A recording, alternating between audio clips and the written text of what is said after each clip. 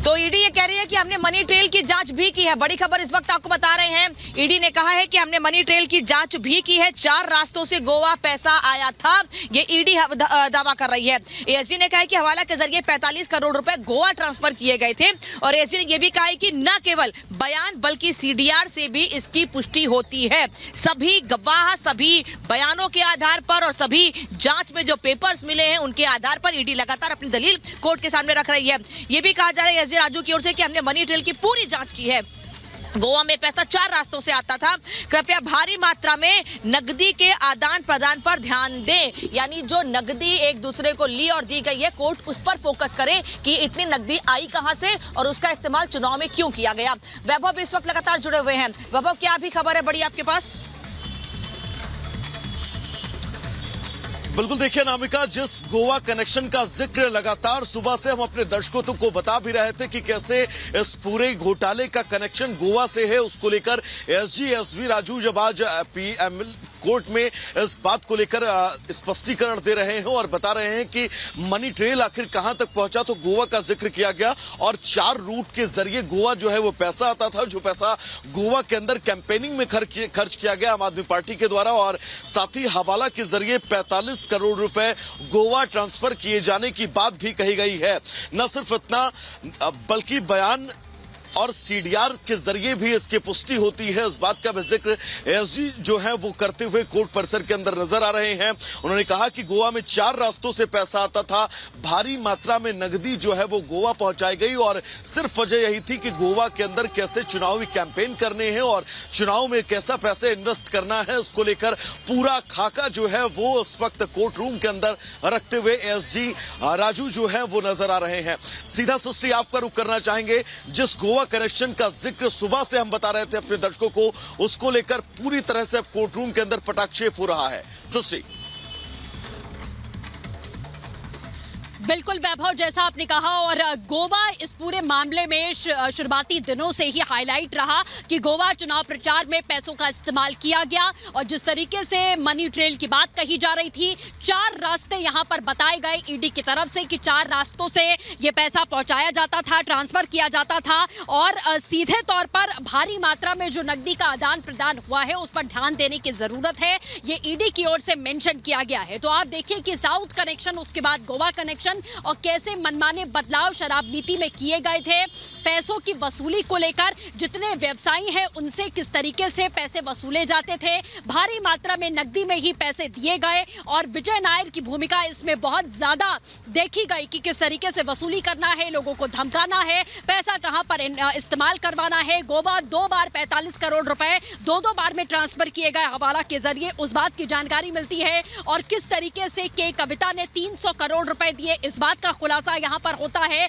CDR का जिक्र यहां पर ईडी कर रही है कि सीडीआर के जरिए हमारे पास में सारे प्रूफ्स हैं, चैट में साफ तौर पर प्रूफ की बात कही जा रही है और इसी के साथ में मुंगटा पिता पुत्र का भी जिक्र, उनके स्टेटमेंट का जिक्र यहां पर किया गया, दिनेश अरोड़ा के स्टेटमेंट का जिक्र यहां पर किया गया जो कि इस पूरे मामले में सरकारी गवाह हैं। तो इन्हीं सबूतों के आधार पर ईडी 9 समन भेज चुकी थी अरविंद केजरीवाल को, लेकिन अरविंद केजरीवाल लगातार इसे असंवैधानिक करार देते रहे, बदले की कार्रवाई का जिक्र यहां पर करते रहे। लेकिन आप देखिए कि हवाला के जरिए कैसे 45 करोड़ रुपए गोवा की कैंपेनिंग में लगाने की कोशिश की गई, उन पैसों को गोवा की कैंपेनिंग में लगाया गया। 21-22 के चुनाव में इस बात का खुलासा ईडी कर रही है और सबूतों के साथ में यहां तक कि स्टेटमेंट भी ईडी की तरफ से साफ तौर पर जारी किया गया, जो गवाहों ने अपने स्टेटमेंट दिए हैं उसे यहां पर बताया गया। इसी के साथ में लगातार दलीलें अभी दी जा रही हैं। एसजी राजू इस बात की का भी जिक्र कर रहे हैं, हालांकि तो घूस के बदले आबकारी नीति में बदलाव किए गए, बड़ी घूस मांगी गई, ज्यादा पैसे मांगे गए और ये पैसे का जो कैश लेन देन है वो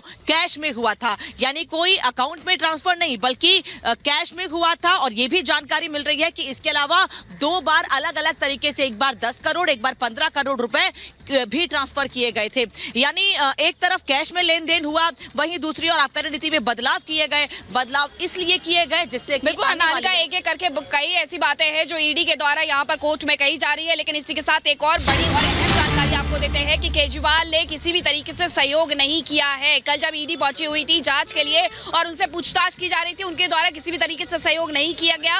और ये सूत्रों के हवाले से हम लगातार जानकारी बता रहे थे कि केजरीवाल ने जांच में सहयोग नहीं किया, जिसके बाद ईडी ने उन्हें गिरफ्तार किया था। 11:30 बजे रात अपने साथ लेकर के गई थी, मेडिकल करवाया गया था। कल भी पूछताछ हुई थी, मेडिकल करवाया गया, आज भी पूछताछ हुई है। और अब ये पूरे मसले को लेकर के कोर्ट में सुनवाई है और कोर्ट में गोवा का भी जिक्र, यहाँ गोवा चुनावों का जिक्र भी किया जा रहा है। वैभव, अब एक एक करके कहीं ना कहीं ईडी अपनी वो सारी बातें रख रही है जिसे लेकर के आम आदमी पार्टी पूछती रही है कि आखिरकार आपके पास सबूत क्या है जिसके आधार पर आप केजरीवाल से पूछताछ करना चाहते हैं। बिल्कुल मीनाक्षी, बहुत अहम जानकारी। लेकिन एक बड़ी खबर अपने दर्शकों को बता दें, कोर्ट रूम के अंदर ईडी की तरफ से इस बात का भी जिक्र किया गया है कि अरविंद केजरीवाल ने अब तक की पूछताछ में किसी भी तरह का सहयोग नहीं किया है।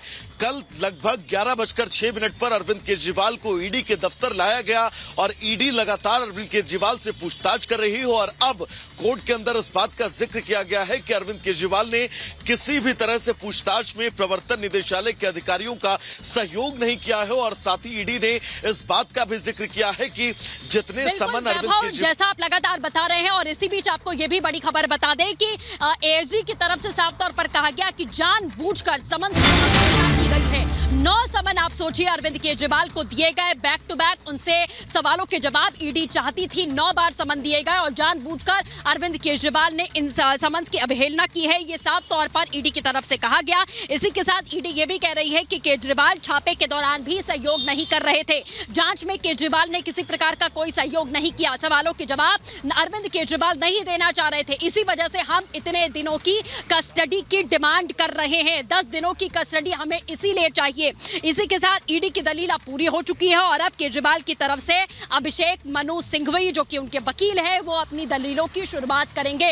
ईडी ने समाप्त कर दिया है अपने सबूतों के साथ में किस तरीके से मनी ट्रेल इस पूरे मामले में रहा, गोवा चुनावों में फंडिंग का इस्तेमाल किया गया, कैसे व्यवसायियों से पैसे वसूले गए, कैसे साउथ की लॉबी इसमें पूरी तरीके से इन्वॉल्व थी, 300 करोड़ कैसे दिए गए, किसी तरह का कोई सहयोग नहीं किया है। ईडी ने कहा कि छापे के दौरान भी कोई सहयोग नहीं किया गया। साथ ही जब कल से लगातार इनसे हम पूछताछ कर रहे हैं उसमें भी कोई सहयोग नहीं किया गया। इस वजह से उन्हें गिरफ्तार किया गया और इसीलिए हम 10 दिनों की कस्टडी चाहते हैं अरविंद केजरीवाल की। जो बात लगातार हम भी कह रहे थे कि ईडी की ओर से ये कहा जाएगा कि आमने सामने बैठाकर भी पूछताछ की जानी है। अरविंद केजरीवाल सहयोग नहीं कर रहे हैं इस पूरे मामले में जांच में, इसलिए 10 दिनों की कस्टडी चाहिए। वही बात ईडी ने कोर्ट के भीतर कही और अब जानकारी ये भी है कि ईडी की ओर से दलील पूरी हो गई है। ईडी ने अपनी तमाम बातें जो जांच निकलकर सामने आई है, जो बयान तैयार किए हैं, जो आधार तैयार किए हैं, साथ ही जो पेपर्स थे ईडी के पास वो सभी सबमिट कर दिए हैं कोर्ट में और उसके आधार पर 10 दिन की कस्टडी ईडी ने कोर्ट से मांगी है। और अब अभिषेक मनु सिंघवी अरविंद केजरीवाल के जो वकील हैं वो केजरीवाल का पक्ष रख रहे हैं। वो ये बताने की कोशिश कर रहे हैं कि किस तरह से अरविंद केजरीवाल की दलील पूरी हो चुकी है। ये बड़ी खबर अपने दर्शकों को बता दे, ईडी की तरफ से जो दलीलें दी जा रही थी वो दलीलें पूरी हो चुकी हैं। एक एक मनी ट्रेल का हिसाब जो है वो कोर्ट रूम के अंदर रखा गया है और अब ईडी की दलील पूरी हो चुकी है।